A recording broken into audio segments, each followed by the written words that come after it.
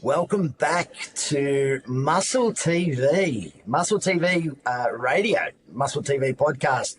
Your two hosts, Luke Schembri, my good friend, ex-rival, business partner, Scotty Goble.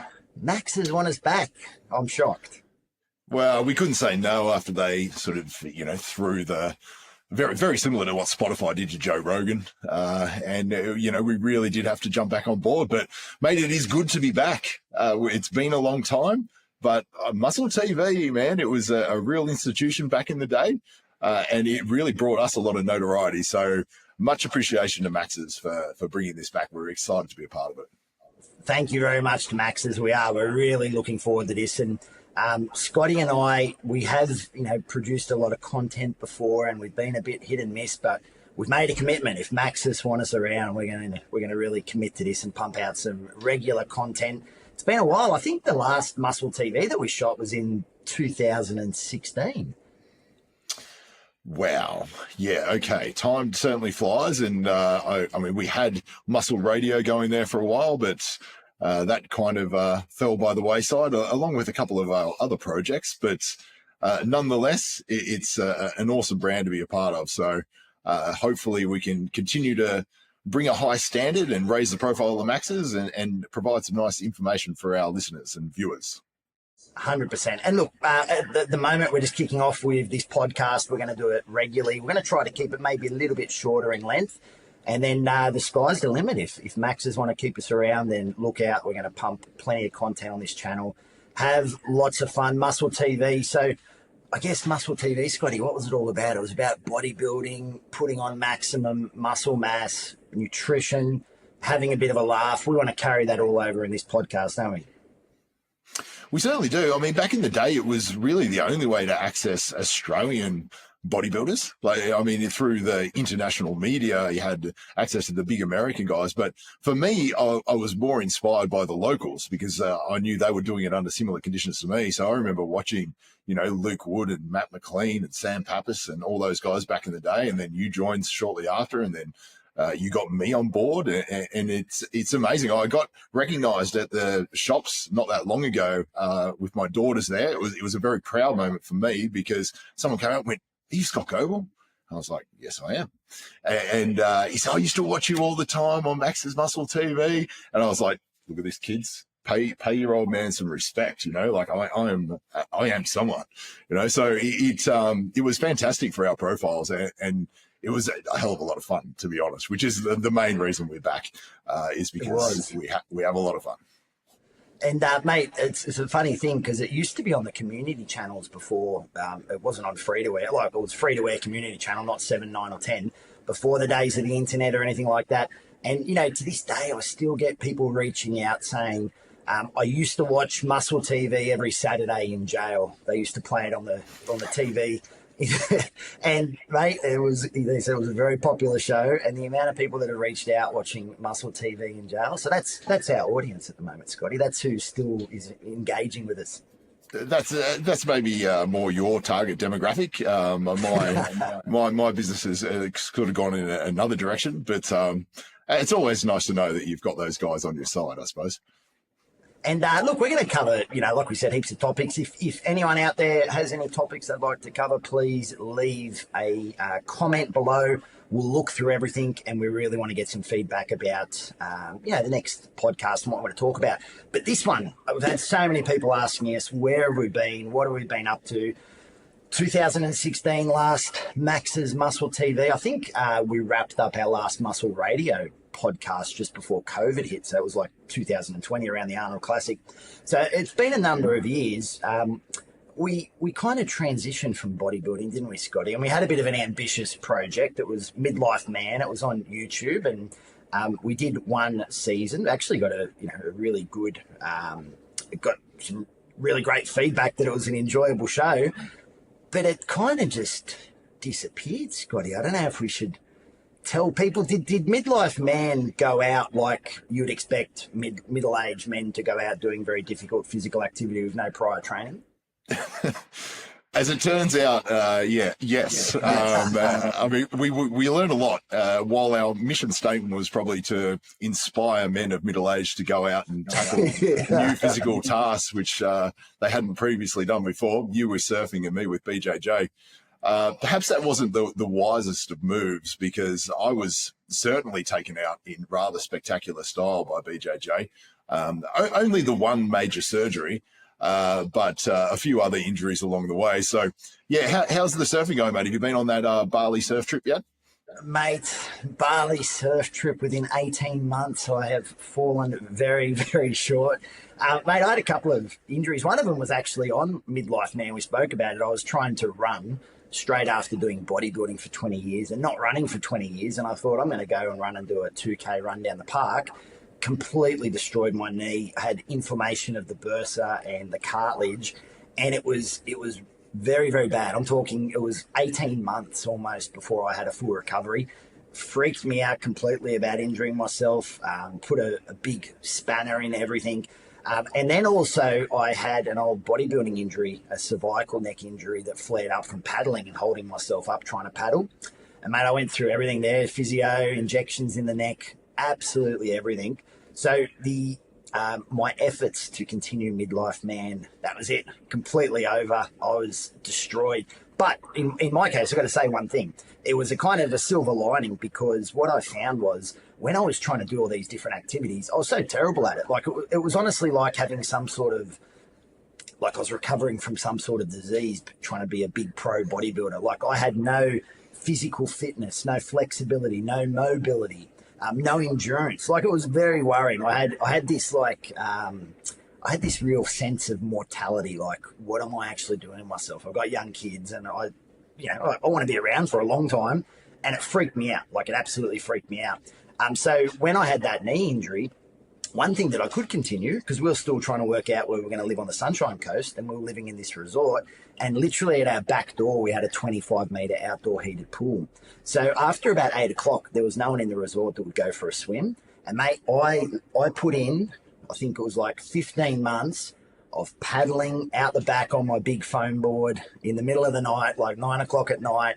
It was the toughest training ever, and I just wanted to improve my fitness. And so because I couldn't run or do anything with my lower body, I kept the paddling up for a good probably like 15 months. It was soul destroying. It brought me back down a number of pegs in life, mate. But I had to do it because it really scared me how unhealthy I had become with bodybuilding. I didn't do things in the right way. It was just all about putting on as much muscle as possible. And that was good. It was kind of like a penance. It was kind of like that was my punishment for letting my health go downhill, was all those sessions in the pool. So that was the one silver lining that came from Midlife Man, was I wanted to take my health really, really seriously. And since then, mate, I'm doing metabolic conditioning and HIIT sessions and you name it. So it was actually a positive for me personally, even though the show itself was a complete failure, and we probably went down the path that most people thought we would go down, and that was serious injury. What about yourself, Scotty? What injuries did you have? Well, I certainly was questioning my mortality when I was getting choked out by 23-year-olds that weighed 70 kilos. So that was a very humbling experience for me. But look, the BJJ was certainly fun. I did enjoy it, and I enjoyed the community. Like I had a fantastic little team down at Amiga Jiu-Jitsu down in Collingwood. I had a fantastic time there. But the reality was that my body was conditioned in a way that was not at all conducive to explosive styles of movements. I've been using very controlled resistance training. And as I've since learned, that allows me to generate high contractile force, yet I do not have high tensile strength in my connective tissue. So I managed to injure myself warming up with a grade 3 adductor tear, which you actually got to witness, and I think you took joy from it. For a grade 3 adductor tear, I have never seen anyone take it as well as you. You were just like, I've just sort of strained everything. And then we went back to my house and had lunch, and I dropped you off at the airport, and I was shocked to learn that was a grade 3 tear. Yeah, well, getting off the plane was a very different story than actually getting on the plane. It was a very, very slow walk up the little runway ramp there, or the gangway. So, that was the first one that probably told me, okay, we need to do a little bit more conditioning work here. I'm not quite ready for it. But the one that took me out was the complete quad tendon rupture. So this is what happens when you have two large white belts going at it. And I guess that was part of the issue, is that I was always mashed up with the big guy. You know, whoever the biggest guy is, Scott can go with that guy. So let's have two guys with really no skill whatsoever, and their only attribute is strength and power. Let's match them up against each other and see what happens. And it didn't pan out very well for me. And I found myself in surgery the very next day, getting that reattached. And that's a big one. That's about a 12-month recovery. And look, it's funny because that sort of injury would have been absolutely devastating in my bodybuilding days, but I kind of did see it as a bit of an opportunity to learn and see how well I could tackle the rehab, because I'm much less emotional about those things than I would have been back in my younger days. So it was a really fascinating process, and I'm very happy that leg has been fully restored. That knee is 100%. I have no ongoing issues with it whatsoever. I think I've eliminated all the imbalances that came with it. So it was another interesting journey, and one that's probably put me in a better position as a bodybuilding coach when it comes to helping my clients get through these injuries. But it's a lot easier said than done. In the moment, you know, these things can be quite upsetting, and quite upsetting for your wife as well, that just has to suddenly take on all the domestic duties as you're laying there with your, you know, perfectly straight leg in a brace for, you know, a number of months. It was. Both our wives knew what was coming up, didn't they, Scotty? Like both our wives knew what was going to happen. Like it was like a train wreck, wasn't it? They were just sitting back watching it, and they were the ones who had to clean up after the train wreck as well. Yeah, I think my goal was to roll in a white belt competition, eventually achieve blue belt status. I never even got one stripe on my white belt. My wife has since, you know, competed in boxing and, you know, gone on to do all these things. So, if there's ever we've got issues with house invasions down here in Melbourne. If our house is ever invaded, I'll be right behind Tanya backing her up, you know, because she's the most accomplished martial artist in our house.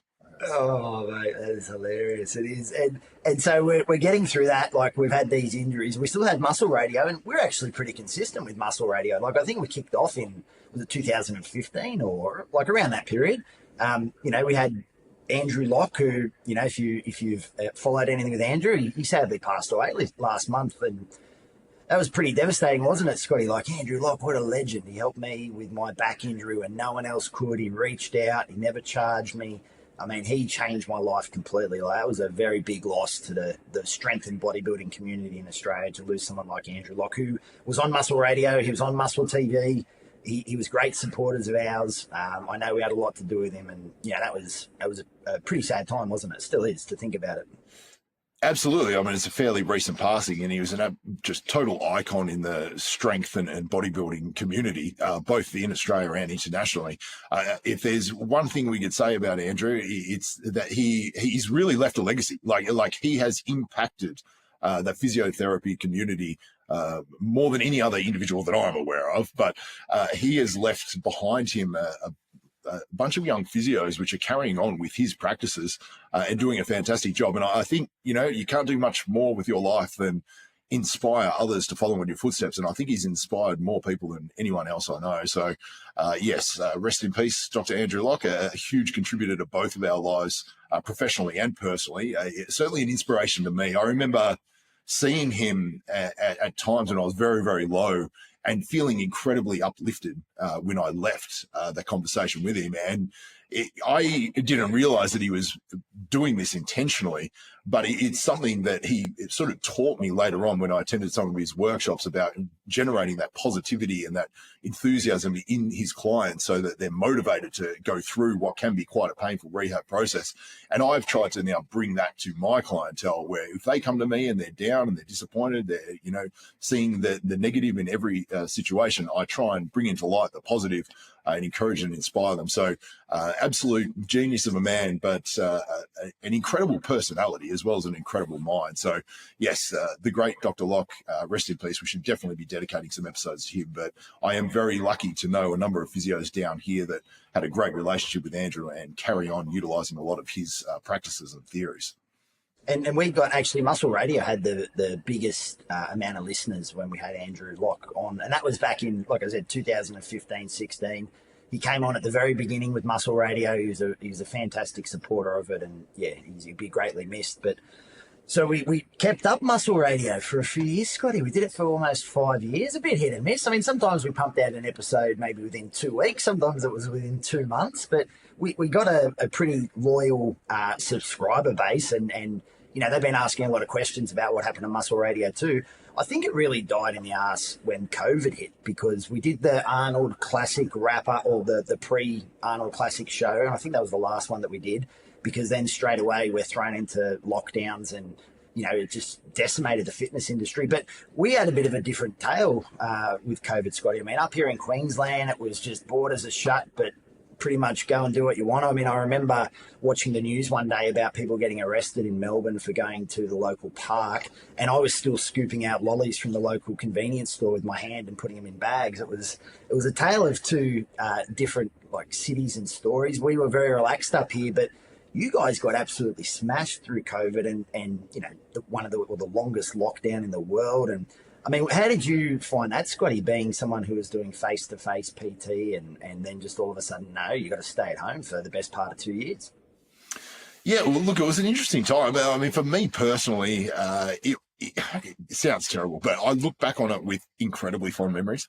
I am, if anything, a bit of a workaholic and will work as much as I possibly can. And in that time, my work was decreased by probably 50%. I would say I was 50% face-to-face, 50% online. And I lost a lot of, you know, my Victorian clients and lost all the face-to-face. So my business did shift a little bit more online, which was kind of good in a way, because it sort of set me up for my future path. But it also gave me a whole lot of time with my 2-year-old daughter at the time, Ella. So we became incredibly close. I had a newborn baby born the first day of lockdown. So Tanya was largely with the newborn baby, and I was off adventuring with Ella most of the time. So it sounds incredibly strange, and I never used to like saying it back in the day, because so many people were doing it tough, including, you know, my good friend Tony Doherty, whose gym's almost closed, and you know, he took a massive hit with the Arnold Classic and things like that. Know many people that suffered greatly.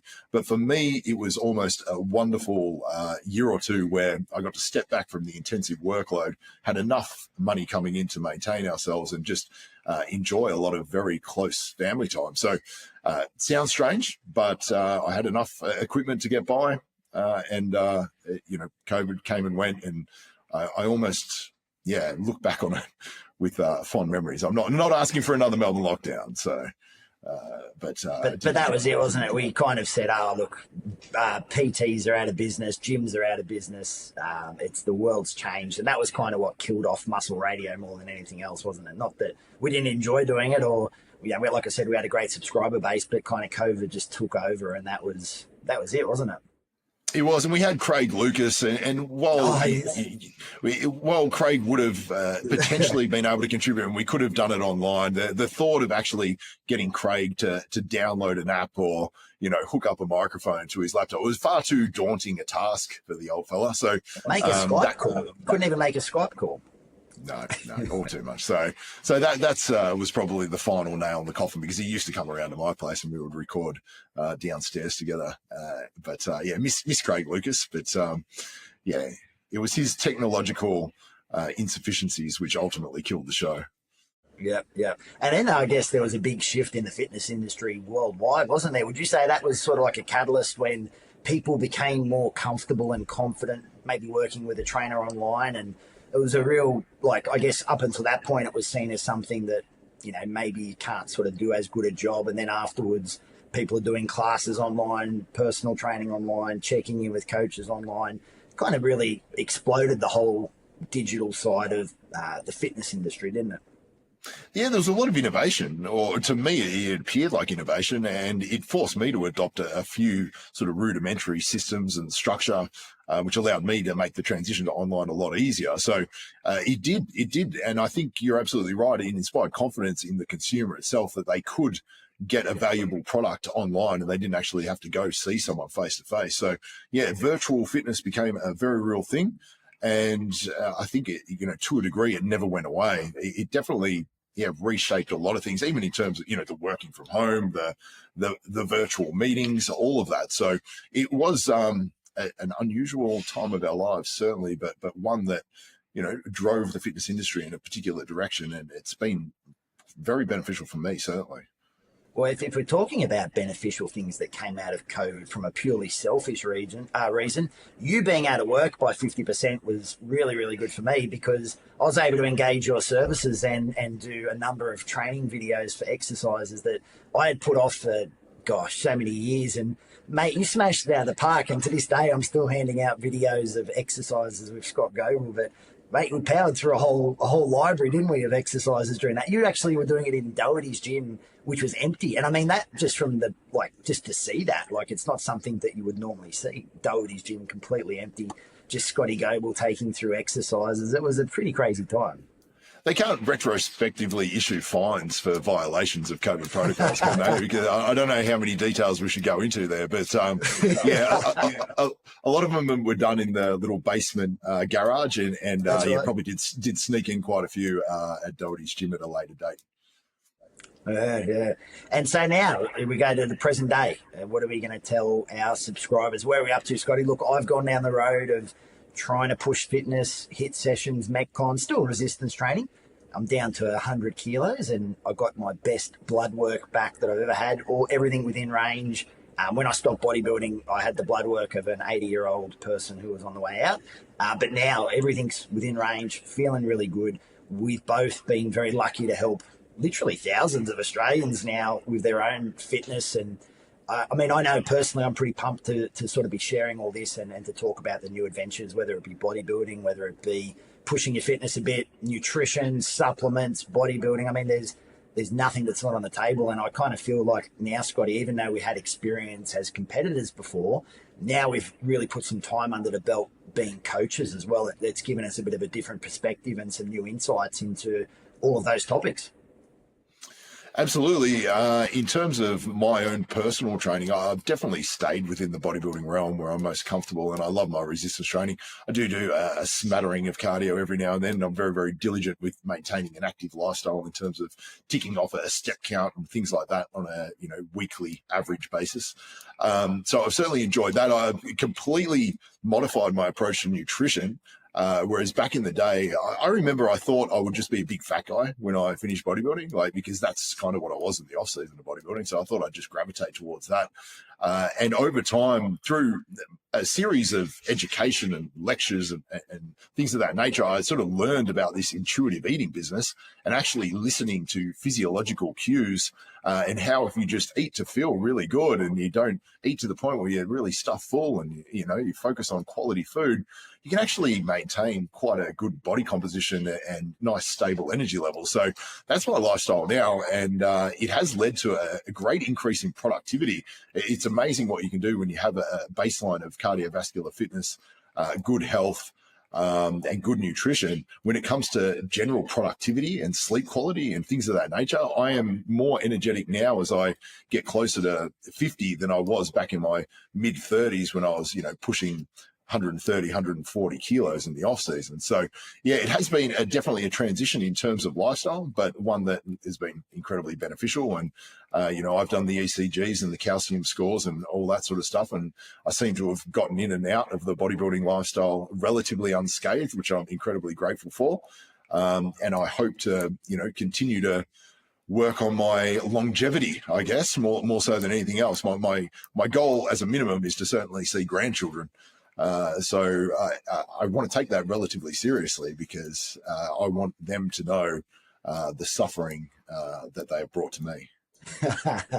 Definitely. And I think there's a bit of a spectrum where we're going to go with topics for the MuscleTV. Like we're going to focus on, putting on maximum muscle mass, strength, bodybuilding, all that. But now we've got this experience on the other side of bodybuilding as well, and adapting to life after bodybuilding and just making sure that you sort of, making sure you're healthy and your blood markers are in range and, you're eating well. I mean, just on that intuitive eating, my wife and I, we've been doing that now for the past probably 3 or 4 years. And man, I think back to my bodybuilding days, I'll just go for calories. Like I'd go to McDonald's and have a large quarter pounder meal with Coke and then another 9-pack of nuggets in a meal with an orange juice, and just about calories. I had no considerations about fiber. I didn't think anything about like saturated fats and ultra processed foods. And man, I have to say, Scotty, I think I did bodybuilding the wrong way, mate. I really do. Now that I look back, I mean, it's nice to look back in retrospect and sort of say I could have done this better. But if I could teach anyone anything about bodybuilding, it would probably be not to do a lot of the things that I used to do. Oh, 100%. And I say that to my clients as well. I did everything wrong, so now you don't have to. And in every regard, like training, nutrition, supplement, the works. Like we didn't have the information at our disposal, and it's amazing how far bodybuilding has come. And I think it's starting to be reflected in the physiques that we see as well. I'm still very, very active in the Australian bodybuilding community as a coach, and I feel like the standard just continues to climb and climb and climb. And I think it's due to the availability of quality information. Now, granted, there is a whole lot of bad information also out there, but hopefully we can help our listeners sort of sift through all of that and tune into the actual evidence base. I hate saying that term, but the stuff that has legitimate science behind it. Yeah, because I mean, if we go back to just to give people a bit of context, when we were first starting out in bodybuilding, how did the Australian bodybuilding community connect? There was a forum, Anabolics, and it was almost game changing. It was like, wow, I can talk to these other bodybuilders around Australia, and there's my competitors, and then people would put up things, and it was really controversial, and it was like, wow, this is a really exciting place, but it was just literally a thread of just different comments, and that was how you got your information about who was competing, what people were doing. And I mean, it wasn't a lot of information, but compared now where you can see people training live streams and they're posting everything every day, I mean, the level of information has it's gone up 100-fold, and it seems to reflect in the quality of the physiques that are coming about now and competing. It absolutely does. And there's people that have sort of risen to the level of, primary educators, and there's lots of businesses which are devoted purely towards educating coaches. There's just so many more resources at everyone's disposal. And I think it's due to the fact that, I mean, there is money within this industry, certainly, so that these people can commit to what appears to be a relatively niche profession and be financially, compensated. And as a consequence, the level keeps rising and rising. So I will never stop learning. I think if you ever get to the point where you think you know everything, you're very rapidly going to start falling behind those which are keen to continue to learn, because information continues to evolve and come out. And, I know my training is very different to how I used to train. I know my, diet is very different to how I used to approach my nutrition. I place a much greater emphasis on sleep quality than I ever used to when I was, 130 kilos and, riddled with sleep apnea. So yeah, it is fascinating how far it's come. I mean, the world in general has changed quite dramatically, as you know, but bodybuilding itself has really progressed. And I think those that are coming into it now are really lucky to have that information. But we're starting to sound like, those old people which are talking about back in the day. So, yeah, it's probably time to transition. I know, Scotty, that being such a bodybuilding tragic like yourself, the current team of bodybuilding competitors, they must be all male, massive competitors, mate, because you've loved bodybuilding, and I know that you wouldn't sell out on that. So, mate, how many massive dudes are you actually coaching? Is it like 100 or...? It's one. Yeah, it's one. Christian Caldwell, he's my guy, and I'm just desperate for him to succeed. But I joke with Christian because I did manage to turn a male bodybuilder pro, and I don't think I got a single referral in the weekend where I turned a bikini girl pro and had a girl on the same night win a pro show and qualify for the Olympia. I had 100 inquiries within a week. So it's just a self-perpetuating game. If you have success in the bikini division, it will draw more success because their social media reach and their influence is that much better than a bodybuilder. So I would say I'd be 75% female, 25% male. My greatest success seems to be in the divisions that, maybe back in the day I used to mock, the physique division and the bikini division, but they're certainly buttering my bread now, and I very much do enjoy it. Like the athletes at every level are super committed these days. Even I feel like even more so than we were, certainly in terms of their approach to the off season. Structured off seasons. I thought off seasons was for just lifting as heavy as possible and force feeding as much food as you could, and then having as much fun as you can still on the weekends. But not the case anymore. These people are very, very committed year round, and it's quite an honour to coach such motivated individuals. But yeah, as a general rule of thumb, mate, they're a little bit smaller and female. Yeah. And mate, what do you think the old guard of anabolics would be saying back in the day if they knew that Scott Goble was the #1 bikini coach in the country? How do you think that would have gone down on anabolics? I'm sure. I don't even know if the bikini division existed when anabolics there. I don't think it did. But yeah, it's quite ironic that I ended up on this path. But you've coached certainly a number of successful bodybuilders, including a pro bodybuilder.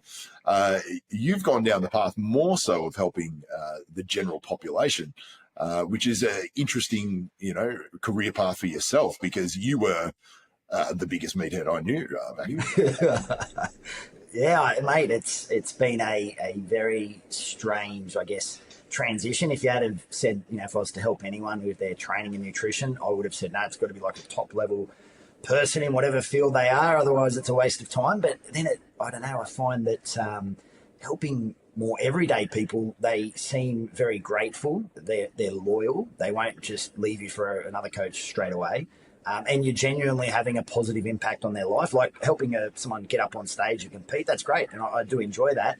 But helping someone who was too worried to step foot in the gym and was, having mental health problems because of their body image and their relationship with food, and helping them over a number of years, I found that to be very, very rewarding. And I can sort of appreciate that in some sense, because I think about how unhealthy I got myself with bodybuilding, and, I really was in a bad way for a while there. And so I think I can relate in some ways to the struggles that they have. But yeah, man, thoroughly enjoying it, enjoying life. And we're keen to share our experiences, and we're keen to get some hosts or some guests on here, Scotty, and who knows what the future is going to hold. But look, we're going to open up anyone in the comments, if you let us know a topic that you would like us to discuss. Scotty and I are going to pump out this podcast on a regular basis. So if you do want to watch, please like, subscribe, and share this channel. We're going to keep these podcasts relatively short, and we're just going to try to get a number of them out. So we're going to wrap it up here for the first one. Scotty, it's good to be back, mate. It's good to be working together again. It's been a pleasure, my friend. I'm sure we will talk soon. I'll catch you on the next one. See you later. There's no cure for this one.